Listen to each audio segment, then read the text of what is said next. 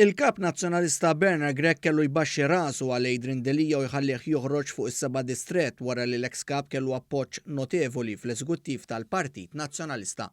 Delija ħabbar fuq il-paġna tiegħu li huwa kandidat konfermat ukoll fuq is-seba' distret, apparti d-distret ieħor li kellu diġà fidu it-tmien distret.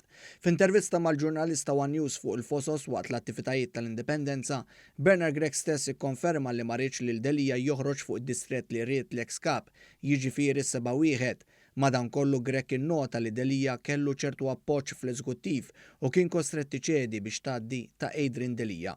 Meta l-ġurnalista One News Colin Degwara kien staqsa għaliex Jason Azzopardi ġa kellu żewġ distretti fideh għall-elezzjoni ġenerali, filwaqt li Delija kien għadu qed jistenna li ma' hu t-tieni distrett li se jkontesta fuqu, Bernard Grech dlonk wieġeb hekk. Ġvijat memx qbil fuq li ma distret ser joħroġ, tikkonfermata. Għaddi minix kontent, le.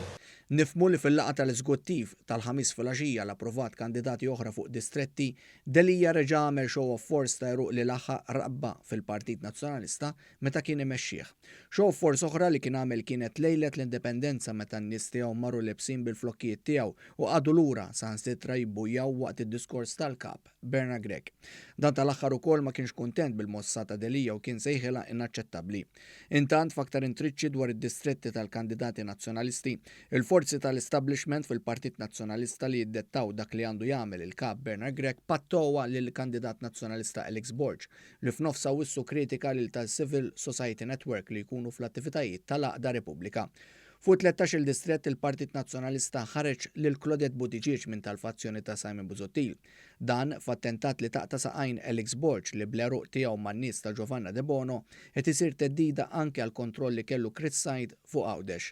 Borg kien ħareġ kontra tas Civil Society Network li jeddew lil Bernard Grech li jiftħu partit ieħor.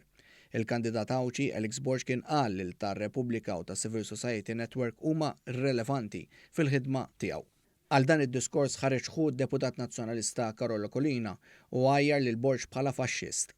Qal li dan ma tistax issejjaħlu b'mod ieħor filwaqt li lejn l-aħħar tal-messaġġ tiegħu fuq Facebook, Roberta Collina li jiltaqa' ma' Bernard Grech u tmexxija nazzjonalista biex tiġi diskussa strateġija politika qal li dak li esprima Borg mhux xejn ħlief faxxiżmu.